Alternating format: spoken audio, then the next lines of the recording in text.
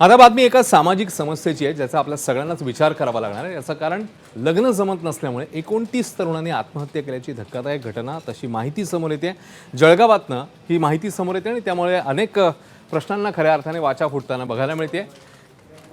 लग्नाचं वाढतं वय ते जुळण्यात होत असलेला उशीर आणि त्यातून निर्माण झालेलं नैराश्य यामुळे तब्बल 443 आत्महत्यांची नोंद झाली, ज्यामध्ये 383 पुरुष, 29 महिला, 8 लहान मुलं आणि 11 लहान मुलींचा समावेश आहे। यामध्ये लग्न जुळत नसल्याच्या कारणामुळे 29 तरुणांनी आत्महत्या केल्याचं स्पष्ट झालेलं आहे। दारूचं व्यसन, नैराश्य, कौटुंबिक कलह, कर्जबाजारीपणा आणि गंभीर आजार ही आत्महत्येची काही प्रमुख कारणं समोर येत आहेत। सामाजिक अपेक्षा, आर्थिक अस्थिरता, वाढतं वय आणि वारंवार येणारे नकार यामुळे अनेक तरुण मानसिकदृष्ट्या खचतायत असे आकडेवारीतून स्पष्ट होत आहे। तर महिलांमध्ये कौटुंबिक वाद आणि नैराश्य ही आत्महत्येची प्रमुख कारणं समोर येत आहेत।